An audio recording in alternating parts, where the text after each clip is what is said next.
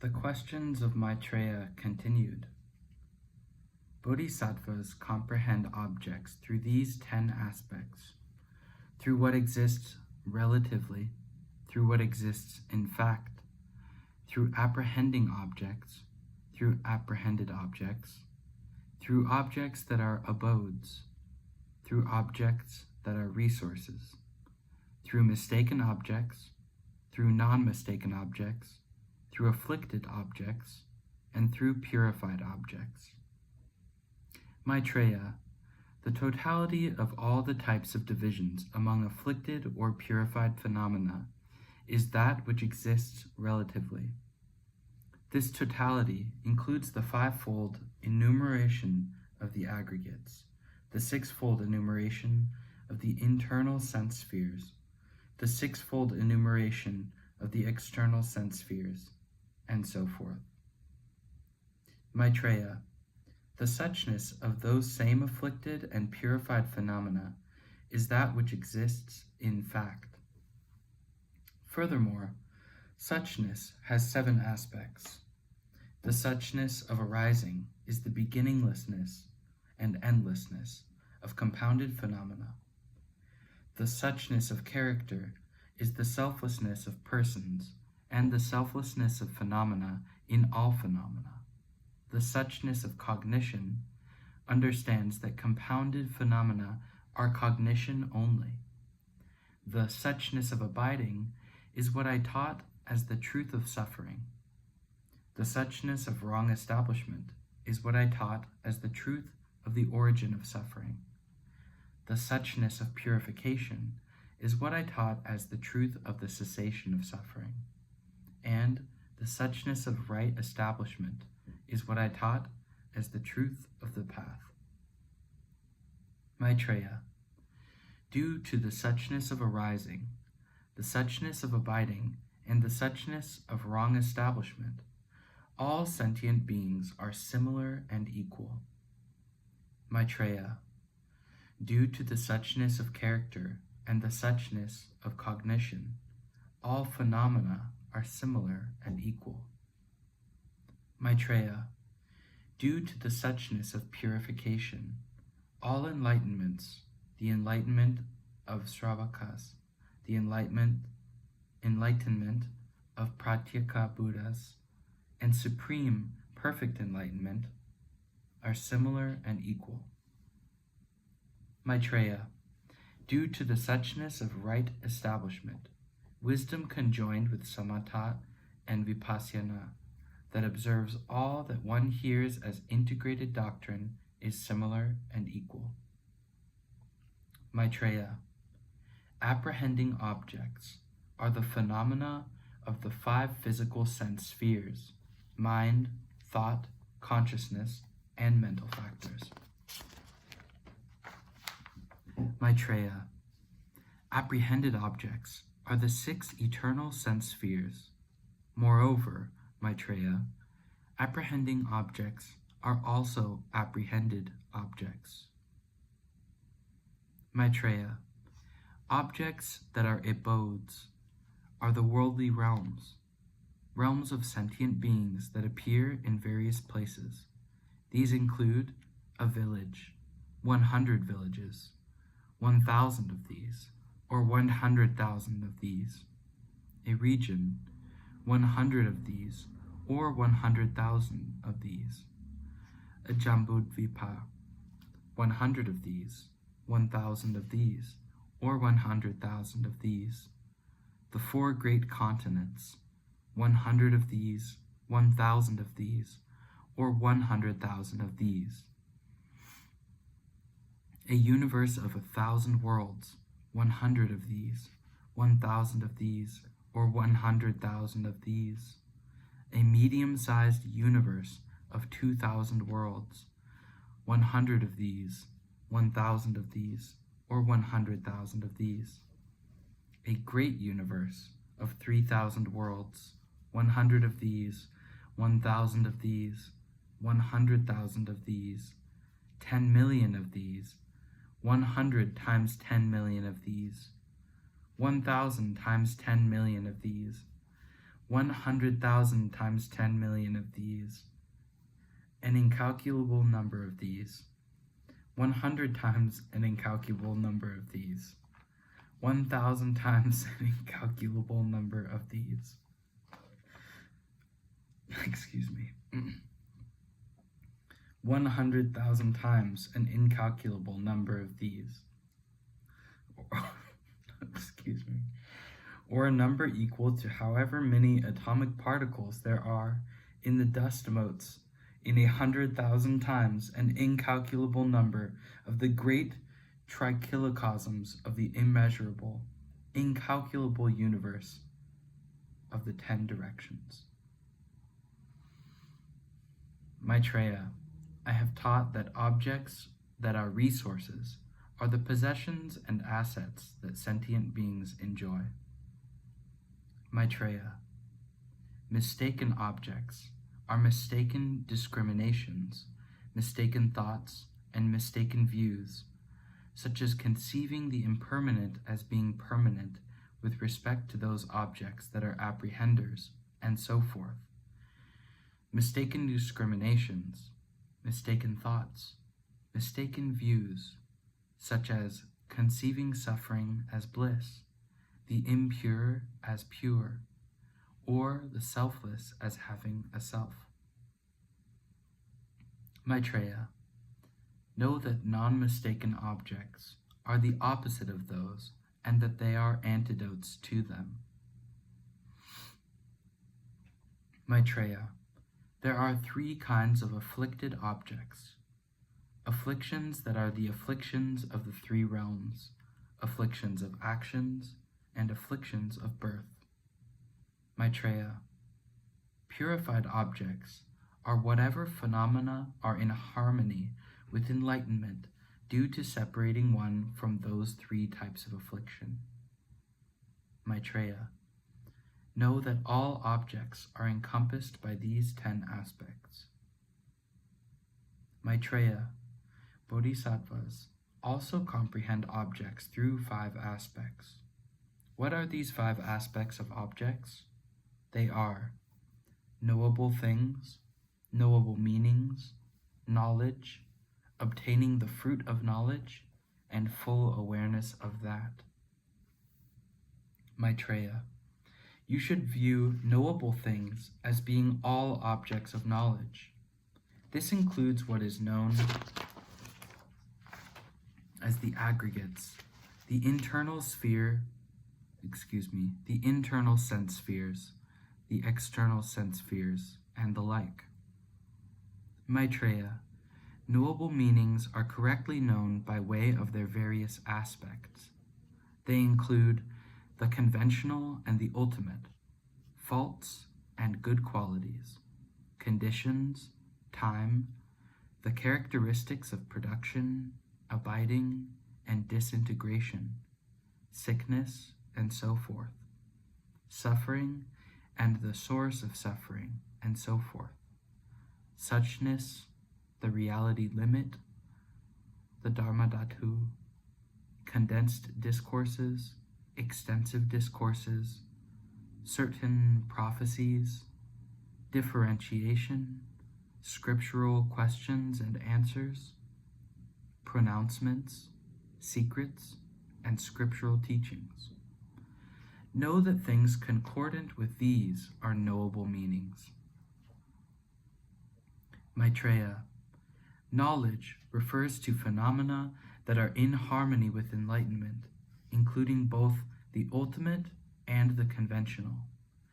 These phenomena in harmony with the enlightenment include the mindful establishments, the correct abandonings, and so forth.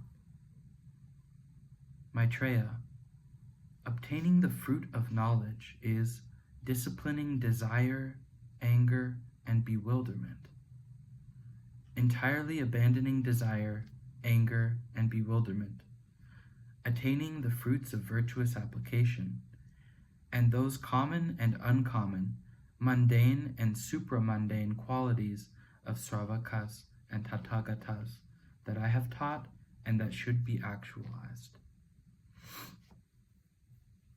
Maitreya, Full awareness is knowledge liberated from these very things that have been actualized and extensively and consummately teaching other beings.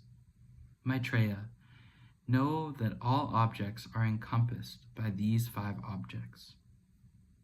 Maitreya, Bodhisattvas also comprehend objects through 4 aspects. What are the 4 aspects of objects? They are appropriated objects of the mind, objects of experience, objects of cognition, and objects of affliction and purification. Know, Maitreya, that all objects are also encompassed by these 4 aspects of objects. Maitreya, Bodhisattvas also comprehend objects through 3 aspects. What are the 3 aspects of objects? They are objects that are words, objects that are meanings, and objects that are realms. Maitreya, objects that are words should be viewed as being collections of names and so forth. Maitreya, know that objects that are meanings have 10 aspects: the character of reality, the character of knowledge, the character of abandonment, the character of actualization, the character of cultivation, the character which differentiates the aspects of those very characters of reality and so forth, the character of basis and what relates to a basis, the character of phenomena that interrupt knowledge and so forth, the character of concordant phenomena, and the character of the harmfulness of ignorance and the like, and the benefits of knowledge and the like. Maitreya, objects that are realms are the 5 realms: worldly realms, the realm of sentient beings, the realm of qualities, the realm of discipline, and the realm of methods of discipline. Maitreya, know that all objects are also encompassed by these 3 aspects.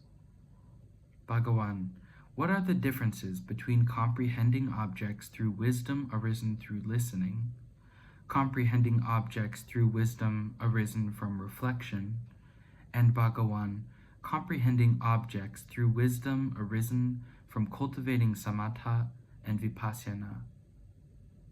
The Bhagawan replied, Maitreya, through wisdom arisen from listening, bodhisattvas abide in words.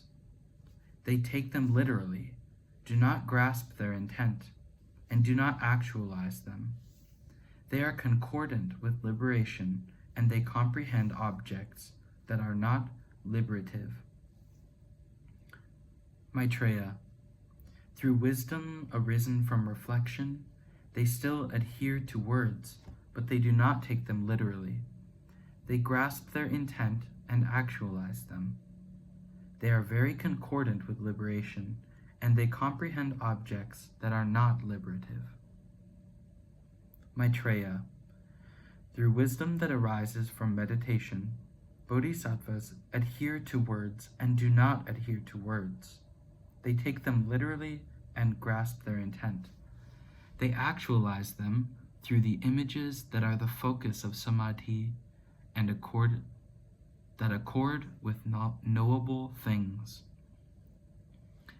They are completely concordant with liberation, and they also comprehend objects that are liberative. Maitreya, these are the differences among them. Bhagawan, what is the knowledge of bodhisattvas cultivating samatha and vipassana that comprehends doctrine and that comprehends objects? What is their insight?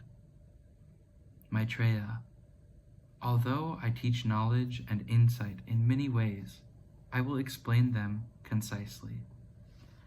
The wisdom of samatha and vipassana that observes integrated doctrines is knowledge.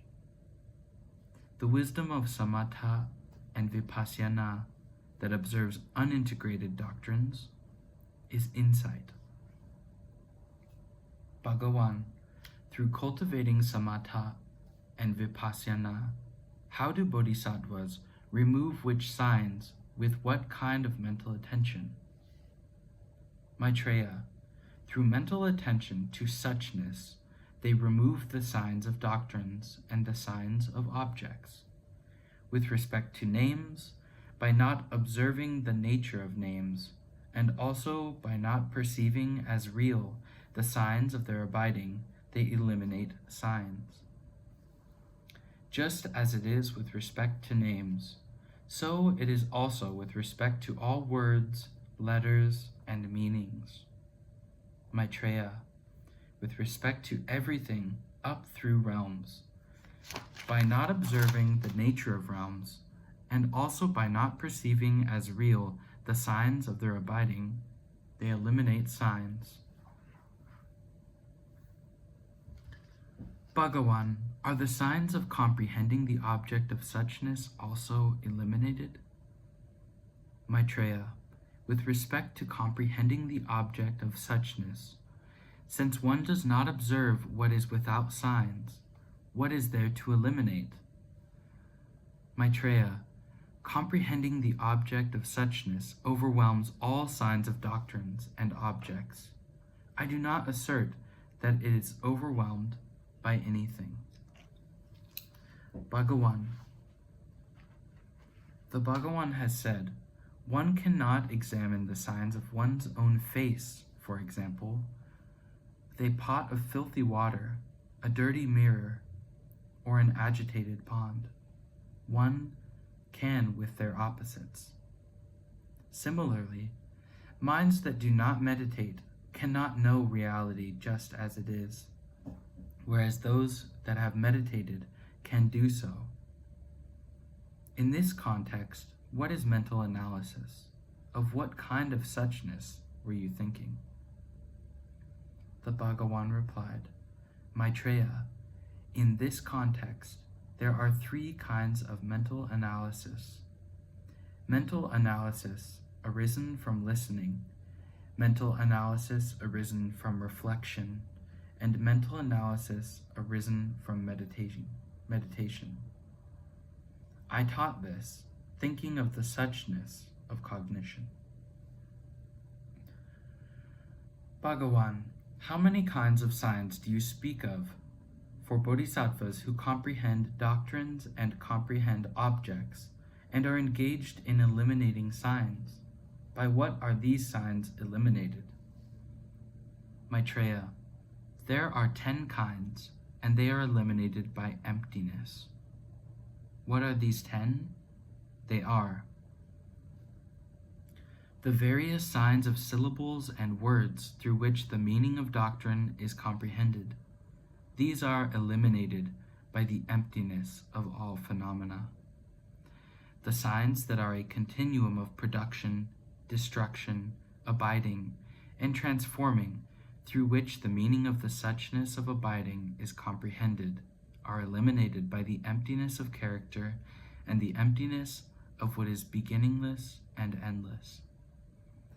The signs of discerning true personhood and the signs of thinking, quote, I am, unquote, through which one comprehends the apprehending object, are eliminated by the emptiness of the internal and the emptiness of the unobservable.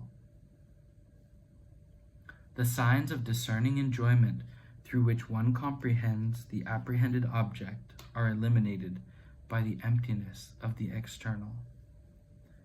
The signs of inner happiness and the signs of external allure through which one comprehends the objects that are resources, such as the services of men and women and possessions, are eliminated by the emptiness of the external and by the emptiness of self-nature. The signs of the immeasurable through which one comprehends the object that are abodes are eliminated by the emptiness of the great. The internal signs of peaceful liberation depend upon comprehending formlessness, are eliminated by the emptiness of compounded phenomena. The signs of the selflessness of persons, the signs of the selflessness of phenomena, the signs of cognition only, and the signs of the ultimate through which one comprehends the object of the suchness of character, are eliminated by the emptiness of what has passed beyond the extremes, by the emptiness of non-things, by the emptiness of the own being of non-things, and by the emptiness of the ultimate. The signs of the uncompounded and the signs of the the signs of the immutable, through which one comprehends the object of pure suchness, are eliminated by the emptiness of uncompounded phenomena and the emptiness of inclusiveness.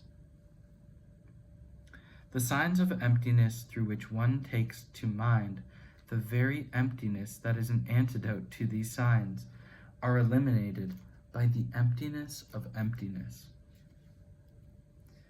Bhagawan, when bodhisattvas eliminate the 10 kinds of signs, what are the signs that they eliminate? From what signs of bondage are they liberated? Maitreya, eliminating the sign of the image, the focus of samadhi, one is liberated from the signs that are the signs of these afflictions.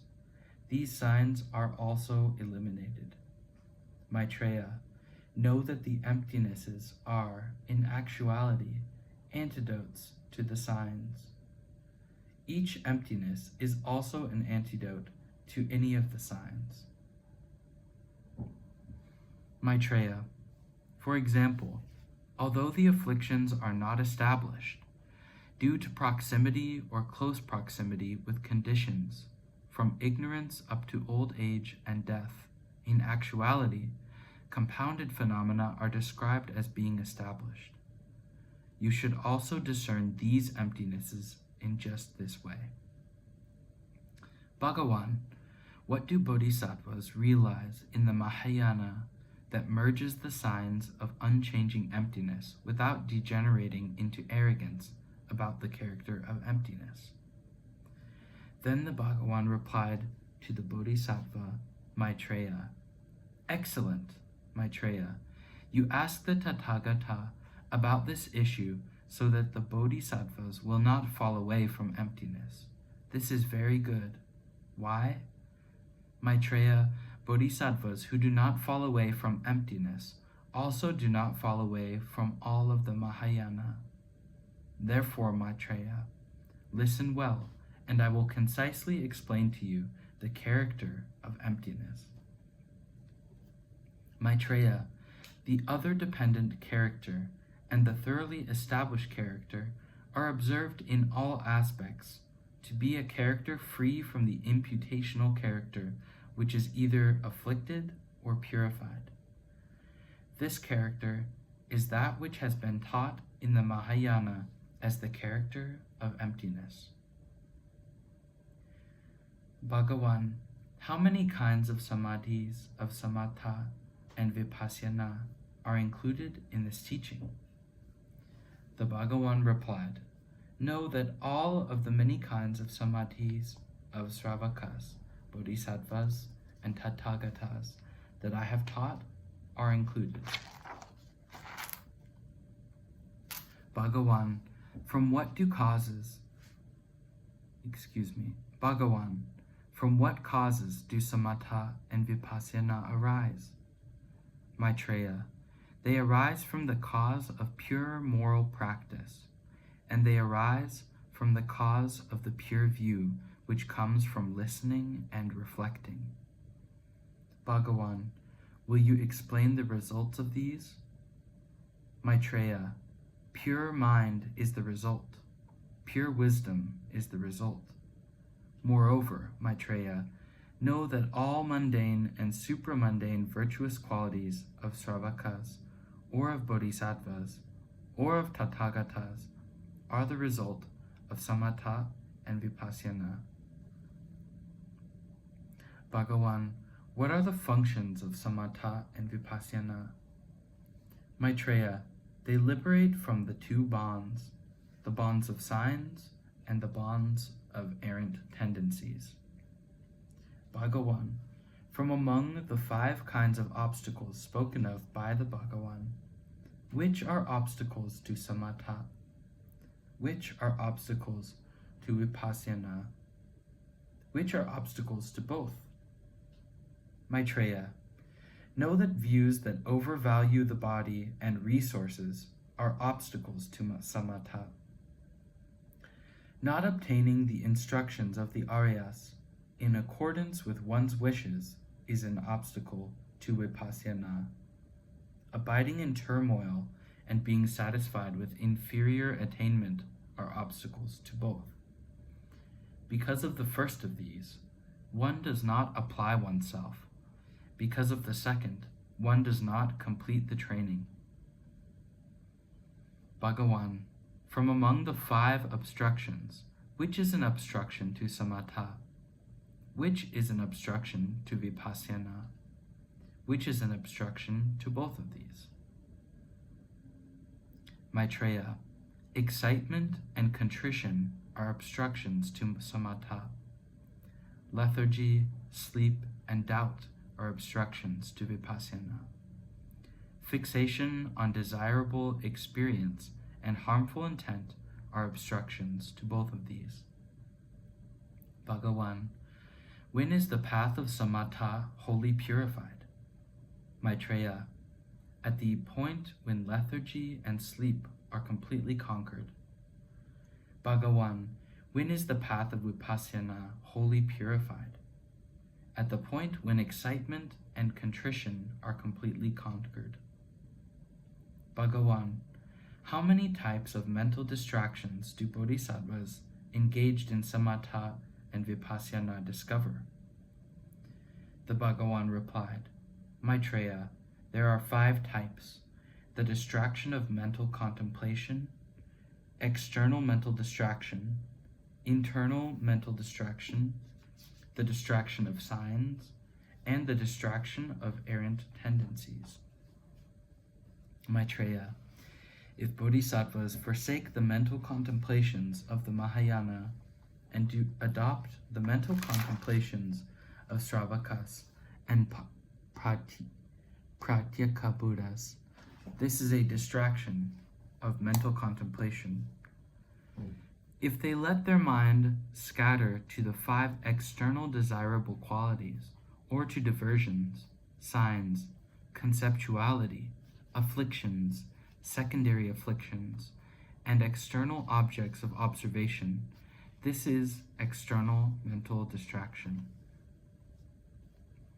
If they become afflicted either by laxity, due to lethargy, sleep, or relishing the taste of meditative absorption, or by any of the secondary afflictions associated with meditative absorption, this is internal mental distraction. If, depending on external signs, they mentally attend to signs that are the focus of internal samadhis, this is the distraction of signs.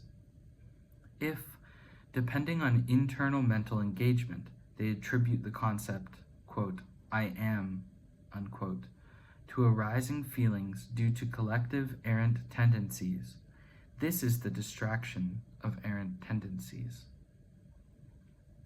Bhagawan, what do samatha and vipassana counteract from the first bodhisattva stage up to the stage of the Tathagata? Maitreya, on the first stage, samatha and vipassana counteract the afflictions of bad transmigrations and the afflictions of actions and of birth.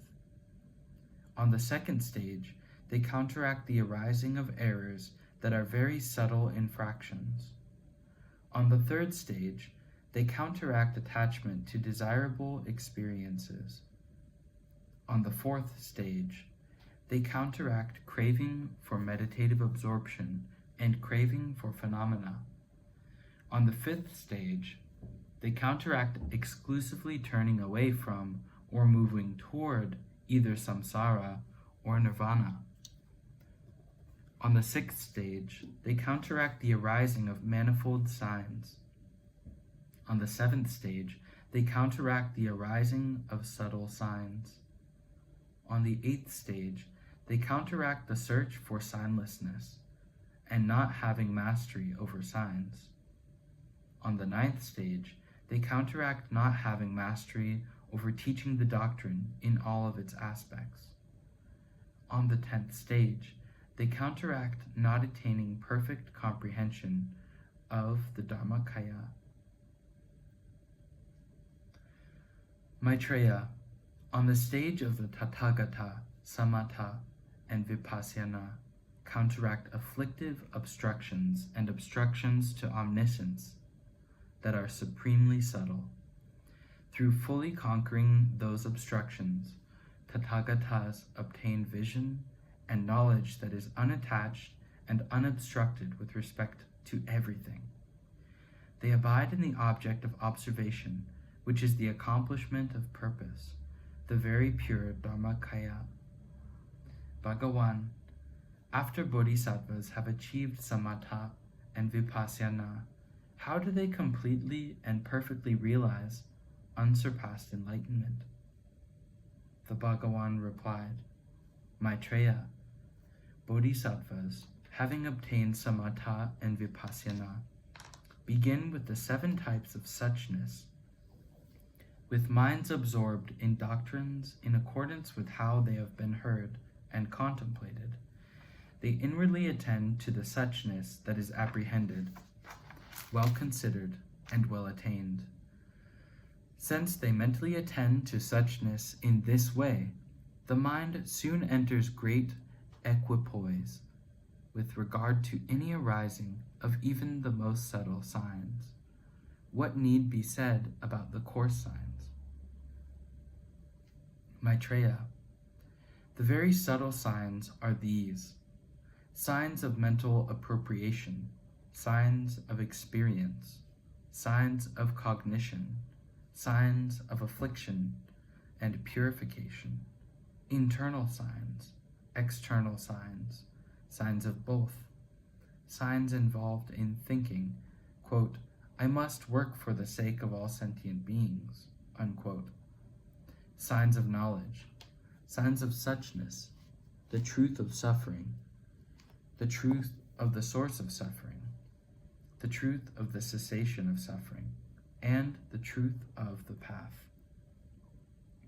Signs of compounded phenomena, signs of uncompounded phenomena, signs of permanence, signs of impermanence, signs that have a nature associated with suffering and change, signs that having a nature that is unchangeable, signs unlike the characteristics of compounded phenomena, signs of their own characteristics, signs of universality, as in the context of knowing everything as, quote, everything, unquote, signs of the selflessness of persons, and signs of the selflessness of phenomena. In relationship to their arising, the mind enters into great equipoise.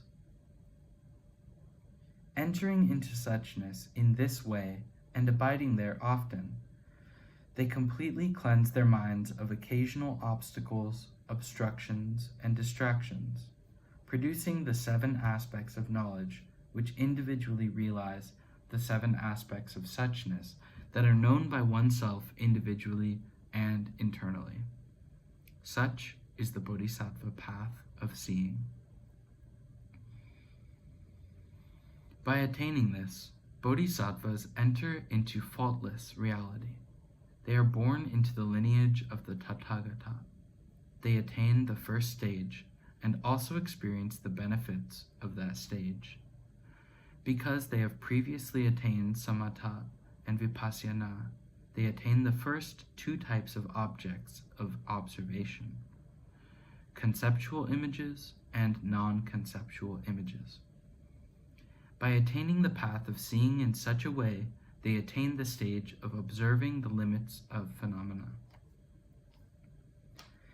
Entering the path of meditation, they progress to higher stages. when they mentally attend to the three types of objects of observation, it is like removing a large nail with a small nail. In the same way that a nail draws out a nail, by eliminating internal signs, they eliminate all the signs concordant with the afflictions. When they eliminate the signs, they also eliminate the errant tendencies. By subduing signs and errant tendencies, bodhisattvas gradually proceed higher and higher on the stages, purifying the mind like gold. They completely and perfectly realize unsurpassed enlightenment and obtain the object of observation, which is the accomplishment of the purpose. Maitreya, when bodhisattvas attain samatha and vipassana in that way, they completely and perfectly realize unsurpassed enlightenment. How should a bodhisattva practice in order to manifestly achieve the bodhisattva's great powers? Maitreya, bodhisattvas who are skillful with respect to 6 topics manifestly achieve the bodhisattva's great powers. These powers include skill with respect to the arising of mind, the abiding of mind, the emergence of mind, the increasing of mind, the diminishing of mind, and skill in means. At what point do bodhisattvas become skillful with respect to the arising of mind? They are skillful with respect to the arising of mind as it really is when they know the 16 aspects of the arising of mind. The 16 aspects of the arising of mind are cognition, that is a foundation and a receptacle, that is the appropriating consciousness. Cognition, that is various objects of observation, a conceptual mental consciousness that simultaneously apprehends objects such as form and the like, that simultaneously apprehends both the outer and inner object, that in a moment, an instant, or in a short time is simultaneously absorbed in many samadhis, that sees many Buddhas' fields and many Tathagatas. This cognition is solely a conceptual mental consciousness. Cognition of small observable signs related to the desire realm. Cognition of vast observable signs related to the form realm. Cognition of limitless observable signs related to the spheres of limitless space and limitless consciousness. Cognition of subtle observable signs related to the sphere of nothingness. Cognition of final observable signs related to the sphere of neither discrimination nor non-discrimination. Cognition of signlessness, which observes the supramundane and cessation. That which is involved with suffering is the state of hell beings. That which is involved with diverse feelings is enacted in the desire realms. That involved with joy is the first and second concentrations. That which is involved with the bliss is the third concentration. That which is involved with neither suffering nor non-suffering, neither bliss nor non-bliss, is that which is involved with the fourth concentration, up to the sphere of neither discrimination nor non-discrimination. That which is involved with affliction is involved with the afflictions and the secondary afflictions. That which is involved with virtue is involvement with faith and so forth. That which is involved with the neutral is not involved with either afflictions or virtues. At what point do bodhisattvas become skilled with respect to the mind's abiding? This occurs when they know the suchness of cognition just as it is. At what point do bodhisattvas become skilled with respect to the mind's emergence? This occurs when they know, just as they are, the two types of bonds, the bonds of signs and the bonds of errant tendencies. Having thoroughly come to know this, they are skilled in terms of knowing. This mind emerges from that. At what point do bodhisattvas become skilled with respect to the mind's increasing? When the mind that is antidote to signs and errant tendencies is produced and increases, they are skilled with respect to increasing, knowing, quote, this is produced and increases, unquote. At what point do bodhisattvas become skilled with respect to the mind's diminishing? When the mind that is afflicted with signs and errant tendencies, discordant with that skill, diminishes and decreases, they are skilled with respect to diminishing, knowing, it diminishes and decreases. At what point do bodhisattvas become skilled? There appears to be a typo in the text. There's one word that says Imeans, I-M-E-A-N-S. Possibly not a typo, I'm unsure. This occurs when they meditate on the 8 liberations, the 8 spheres of surpassing, and the 10 spheres of totality. Maitreya, in this way, bodhisattvas have manifestly achieved, will manifestly achieve, and are manifestly achieving the bodhisattva's great powers. Bhagawan. The Bhagawan has said, in the sphere of nirvana, without a remainder of aggregates, all feelings completely cease. Bhagawan, what are those valid feelings that cease? Maitreya. In brief, 2 kinds of feelings cease. Awareness of the errant tendencies that are abodes and awareness of objects that are the fruits of those tendencies. Awareness of the errant tendencies that are abodes should be known as being of 4 kinds.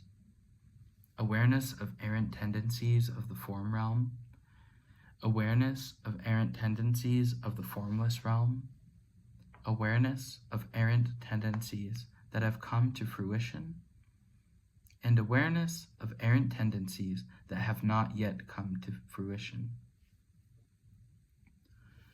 Those that have come to fruition are whatever now exists. Those that have not come to fruition are whatever will serve as causes in the future.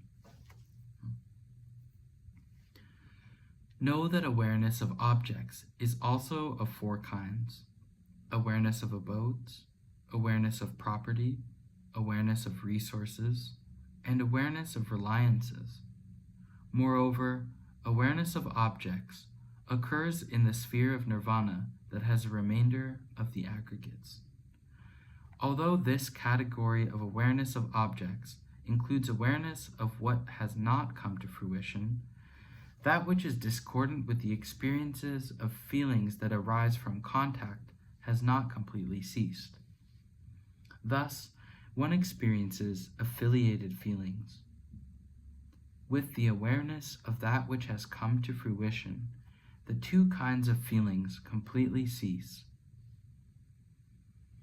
Although this includes awareness, one experiences just those feelings that arise from contact. When one passes beyond sorrow altogether in the sphere of nirvana that is without a remainder of the aggregates, even that ceases. Therefore, it is said that, quote, all feelings cease in the sphere of nirvana that is without a remainder of the aggregates, unquote. Having said this, the Bhagawan said to Bodhisattva Maitreya, Maitreya, you question the Tathagata about yoga with skill and good ascertainment, beginning with the most complete and pure path of yoga. This is excellent and good. I also teach this path of yoga completely and flawlessly. All those who have become perfect Buddhas in the past, or will become Buddhas in the future, have also taught or will teach in this way. It is fitting that sons and daughters of good lineage strive for this. Then the Bhagavan spoke these verses.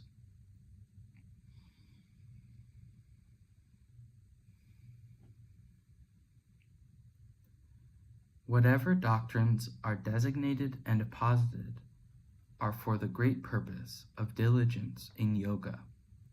Those who rely on these doctrines and work at this yoga will attain enlightenment. Those who, seeking flaws, dispute these words and study all doctrines seeking liberation are, Maitreya, as far from this yoga as the sky is distant from the earth. Those wise ones who benefit sentient beings do not seek rewards when striving to aid beings. Those who hope for a reward will not attain supreme joy free from materialistic concerns. Those who, with desire, give Dharma instructions, have renounced desire but still cling to it. These deluded ones obtain the precious, priceless Dharma, but wander in destitution. Therefore, vigorously abandon disputation, worldly commotion, and conceptual elaboration. In order to liberate worldly beings, including gods, make great effort in this yoga. Then the Bodhisattva Maitreya asked the Bhagavan, Bhagavan, what is the name of this form of Dharma discourse that explains your thought? How should it be apprehended? The Bhagavan replied, Maitreya, this is the teaching of the definitive meaning of yoga. Apprehend it as the teaching of the definitive meaning of yoga. When this teaching of the definitive meaning of yoga was explained, 600,000 living beings generated the aspiration toward completely perfect and unsurpassed enlightenment. 300,000 Sravakas purified the Dharma eye that is free from dust and stainless with respect to the Dharma. 150,000 Sravakas liberated their minds from contamination such that they would not take rebirth. 75,000 Bodhisattvas attained the mental contemplation of the great yoga. This completes the 8th chapter of Maitreya.